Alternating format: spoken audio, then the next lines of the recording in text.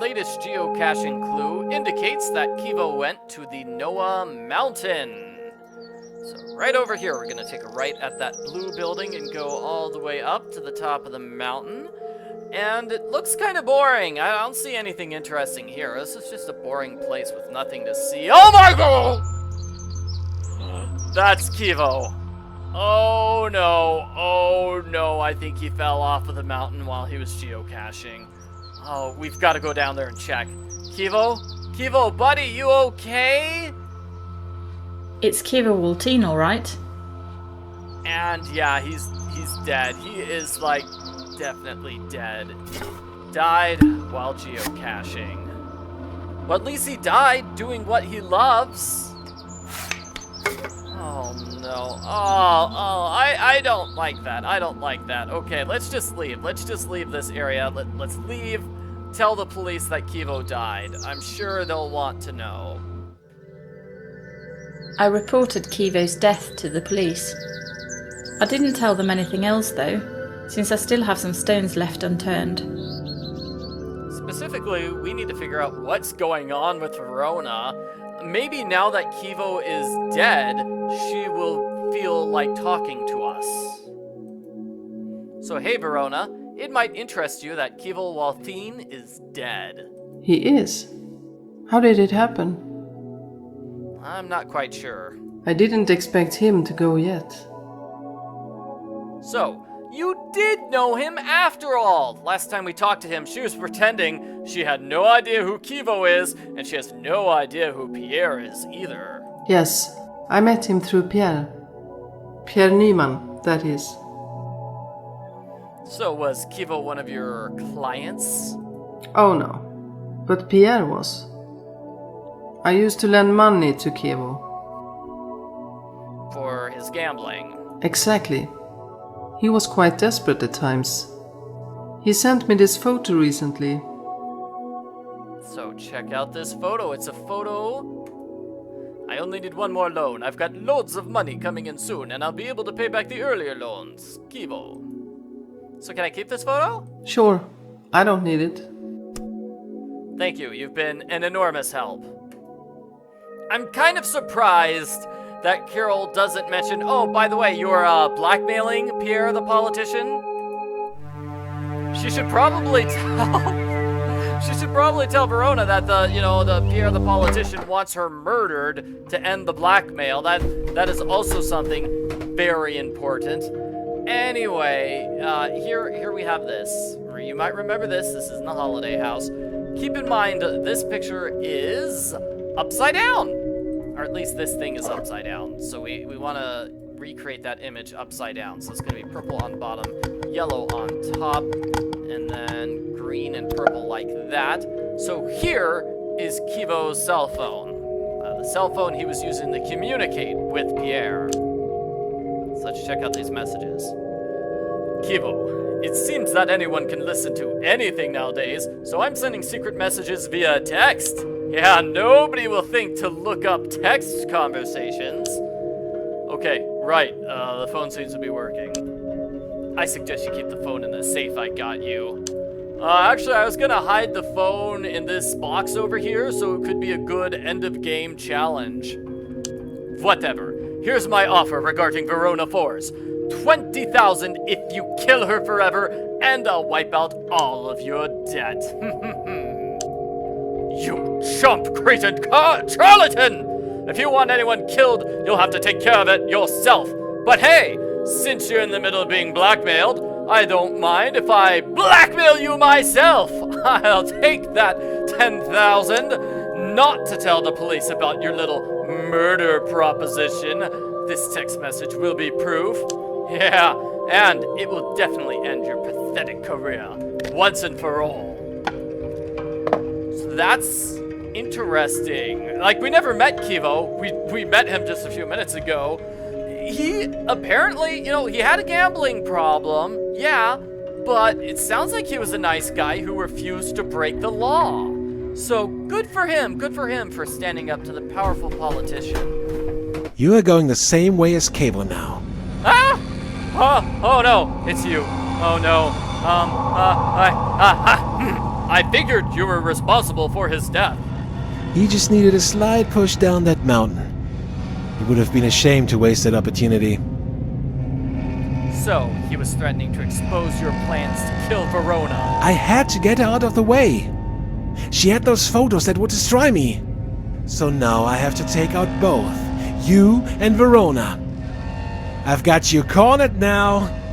You were playing around with me the whole time, weren't you? Yes. Well, that's all over now, for good.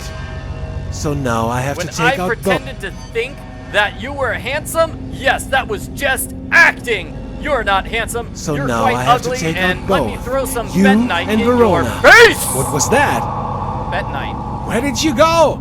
I'm standing right in front of you. Don't think you're getting away. I'm not getting away. This I'm isn't standing in over place. yet. No, this is over. This is the What last was video that? of the walkthrough. We've got to end it now. Dude, okay. So just leave the house and escape, and that's the end of the game. Turns out Pierre, the politician, is the killer. Pierre Nyman was convicted for the murder of Kevo Walthine and for soliciting to murder Verona Force. He was imprisoned for life. Stefan Walthine set up a fund in Kevo's name for geocaching and other outdoor activities. He also donated 10% of his company's profits to the year to Gamblers Anonymous in honor of his dead brother. Verona Force used the little money she had left over from her previous enterprise to start a beauty salon. The venture was not as successful as her earlier efforts, and she had to close down after a few months. Reno Lander continued to be an active member of Gamblers Anonymous, and he never touched a poker chip good for him! Never touched a poker chip again. And he refused to help Verona anymore. Good guy! Thumbs up to Rhino.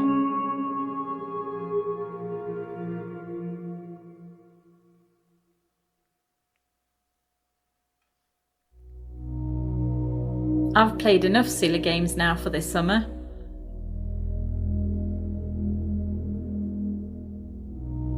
But Stina was right. I needed the diversion. And the exercise too. And Stefan gave me a generous compensation that will keep me out of the red for the rest of the year. Woo! We got paid! Yay! I might even buy a real bottle of wine. Oh, wow. I wish I could get paid a whole year's salary for... how long was this case? Like 1 or 2 days of searching? Wow, that would be awesome. Okay, so that's the end of Carol Reed Geospots, game number 15 in the Carol Reed series by Michael Nyquist. Here are all the various actors in the game.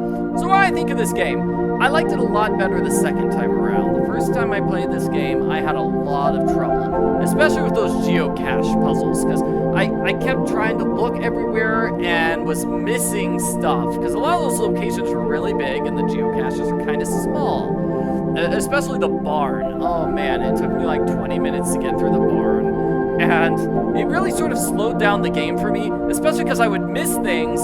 So when I thought I was done with the geocache and I was playing the mystery portion of the game would say, no, you gotta go back to the geocache, you missed an important item there. And that was just painful. So, yeah, replaying the game, it was a lot better though. The geocaches were really a nice diversion. And it makes sense because the game's called Geospots, right? So, there's little interludes in between the mystery sections. Yeah. But overall, I'd say I wouldn't say I liked it as much as previous games in the series, or the game that comes after this, Quarantine Diary. I like that game more than this one. That one was just a big scavenger hunt, very similar to this, but I like that scavenger hunt a lot better. It felt like you were making progress because you're going from A to B to C to D to E. Whereas in this game, the geocaches were all go to A, now go to B, go back to A, go back to B. And sometimes you go back to A, and then that was it. That was the geocache. There was a lot of going back and forth between 2 or sometimes 3 locations for the geocaches. And then it also sort of felt like they put the overall mystery story on hold while Carol was doing the geocaches. They didn't always seem completely related to the main story. It's just Carol would be going through the mystery, she finds a suspect, and the suspect mentions a random place that Kevo went to, so then she has to solve the geocache there, and then later on, she goes back to the mystery, you know? Does that make sense? I'm just trying to say the geocaches did, at some points, feel a bit like a diversion. There were definitely places where Carol could have been more straightforward. Like, she could have asked Pierre, hey, where is the beach house? The one where Kevo was staying. She could have asked him that right away.